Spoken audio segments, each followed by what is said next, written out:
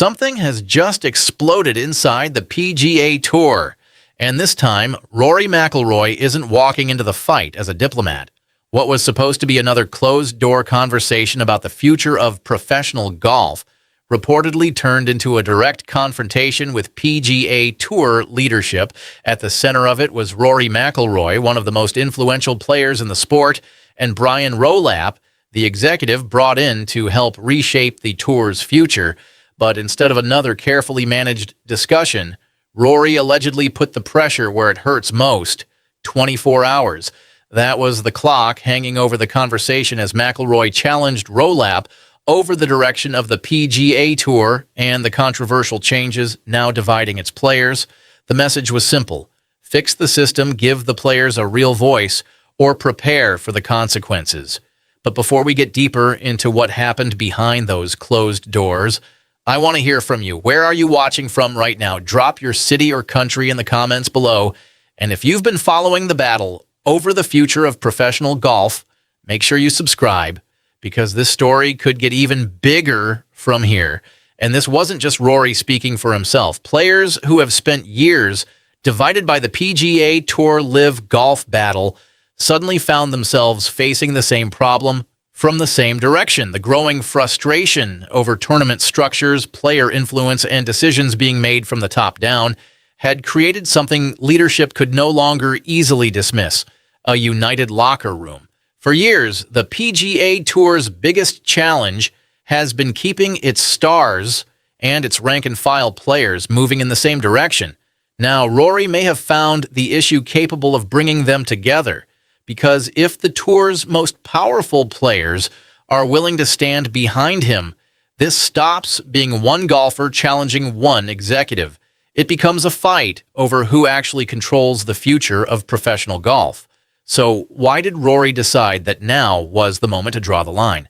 What exactly is he demanding from Rolapp? And can PGA Tour leadership survive a player revolt this unified? The clock is already ticking. The problem didn't begin with Rory's ultimatum. It had been building quietly for months. Behind the polished broadcasts, packed galleries, and billion-dollar business conversations, frustration was spreading through the PGA Tour locker room. Players weren't simply arguing about individual tournaments anymore. They were questioning the direction of the entire product, and more importantly, who actually gets to decide where it goes. At the center of that frustration is the tour's increasingly divided schedule. On one side are the limited field signature events built around the biggest names, larger purses, and the television audiences the tour wants to attract. On the other are the traditional full-field tournaments that have spent decades building their own identities, fan bases, and histories. On paper, it looks like a way to create bigger events and stronger television numbers. Inside the locker room, however, the picture is far more complicated, because once the schedule starts separating players into tiers, the question becomes unavoidable: who gets treated like a star and who gets treated like an afterthought? That distinction has created resentment among players who believe the tour's future is being designed around a small group of elite names, while everyone else is expected to simply adapt. And the frustration doesn't stop with the schedule. Players have increasingly complained about decisions arriving before meaningful input from the people who actually compete under those decisions. Rules change, tournament structures evolve, announcements appear, and the players are left wondering whether their opinions are genuinely influencing the process or simply being collected after the important choices have already been made. That's where the trust problem becomes dangerous. A disagreement over one tournament can be negotiated. A disagreement over one rule can be corrected. But when players begin believing that leadership doesn't listen to them at all, every new decision becomes evidence for the same argument. And that's exactly the environment Rory walked into. The PGA Tour wasn't facing one isolated complaint. It was facing accumulated frustration from players who felt the system was becoming more corporate, more complicated, and increasingly disconnected from the people responsible for producing the golf fans actually watch. The two-track schedule became the symbol of that divide.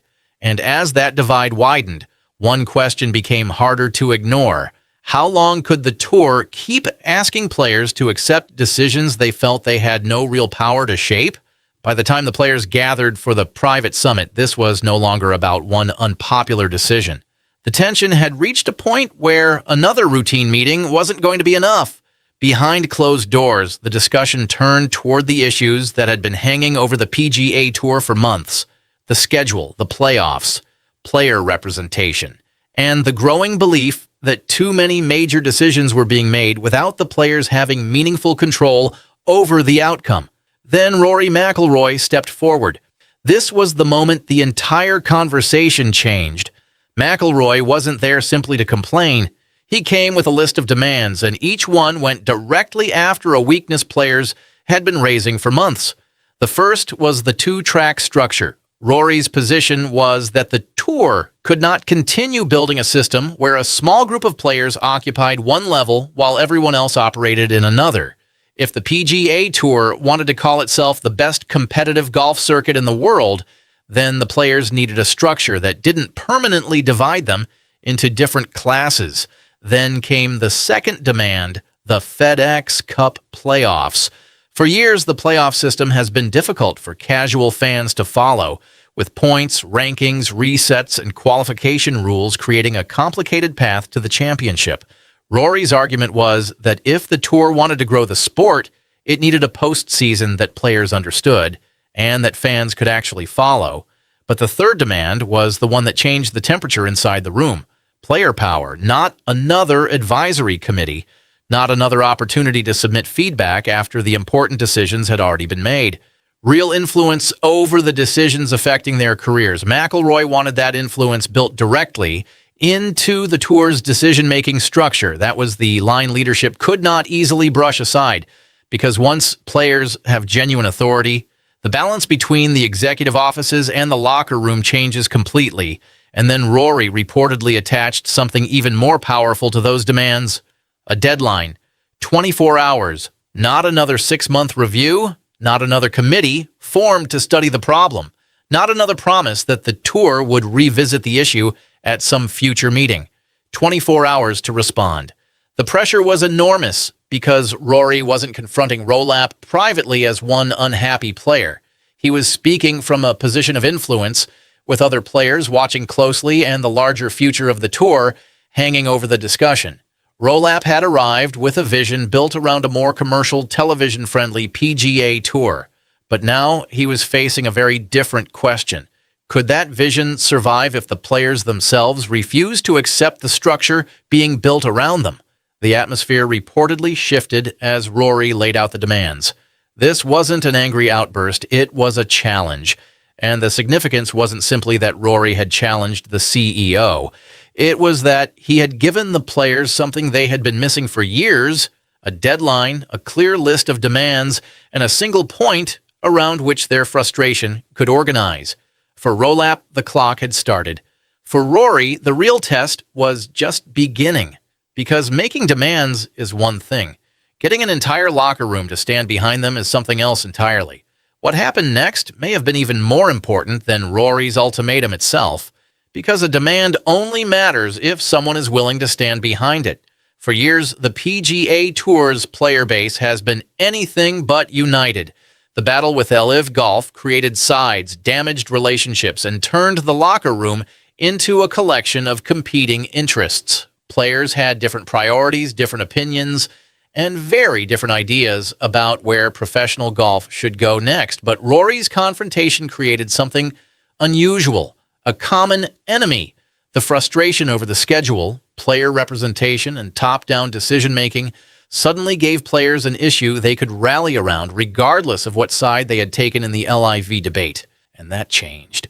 The equation for Brian Rolapp: he can address one complaint at a time, he can reassure one group while making a different promise to another, but a united group is much harder to manage. That was the strategic significance of Rory's move. He wasn't simply asking Rolapp to listen to him. He was creating the possibility of a collective bargaining position where the players could approach leadership with one message instead of dozens of competing voices. Rory's challenge threatened to erase some of those divisions. For the first time, The argument wasn't simply Rory versus Rolapp. It was becoming players versus the structure itself. And if that unity holds, Rolapp faces a problem far more serious than one controversial rule change. He now has to convince an increasingly organized locker room that the tour's vision is worth following. Because once players discover the power of standing together, leadership can no longer assume that the old system of one conversation at a time will work. The balance of power has shifted, and this is where the story gets even more dangerous for Brian Rolapp. Because while Rory McIlroy and the players were building unity inside the PGA Tour, there was another force watching the entire situation from the outside. LEV Golf. For LIV, internal conflict on the PGA Tour is not necessarily a problem. It's an opportunity. Every frustrated player represents a potential recruiting target. Every controversial decision creates another reason for a star to question whether staying on the PGA Tour is worth it. And every public dispute between players and leadership gives LIV another chance to present itself as the alternative. But what do you think? Could this growing tension actually push more PGA Tour stars toward LEIV? Let me know where you stand in the comments. And if you want to keep following this developing battle over the future of professional golf, make sure you subscribe, because the next move could change everything. That makes Rory's ultimatum far bigger than a disagreement over tour policy. It creates a business problem. Rolapp isn't simply trying to calm down one of the most influential players in professional golf. He's trying to prevent the disagreement from becoming a larger credibility crisis at exactly the moment the PGA Tour needs stability. Because sponsors want stability, broadcast partners want compelling events and recognizable stars, fans want to understand what they're watching, and players want to know that the people running the sport actually listen to them. If Rolapp gives Rory and the players everything they are demanding, he risks weakening the authority of the executive structure he was brought in to strengthen. But if he refuses, the consequences could be even more serious. A united locker room could become increasingly difficult to manage. More players could publicly challenge tour leadership. Sponsors could start asking uncomfortable questions about the direction of the product, and the possibility of additional stars exploring opportunities outside the PGA Tour becomes harder to ignore. Give them too little, and the players may decide that the system itself needs to change. He has to defend the tour's long-term commercial vision while convincing the players that their careers aren't being dictated by people sitting behind executive desks. The PGA Tour spent years trying to recover from the division created by the LIV split. Now, just as the organization is trying to build a new future, another player revolt could reopen the same wounds. Rolapp, therefore, faces a decision with no comfortable answer. He can try to meet Rory halfway and risk giving the players unprecedented leverage, or he can hold the line, hoping the alliance eventually fractures. But if that unity survives, the old strategy may no longer work. Because the players have already discovered something leadership never wanted them to fully understand. Their collective power may be greater than the tour's executive office. So now the question is simple. Will Rolapp give the players the power they're demanding? Or will this confrontation push the PGA Tour toward an even bigger crisis? Tell me what you think in the comments. Do you believe Rory's stand can actually change the PGA Tour, or will leadership find a way to move past the controversy? And if you want to stay ahead of the next major development in this golf power struggle, make sure you're subscribed, turn on notifications, and we'll be here to break down what happens next.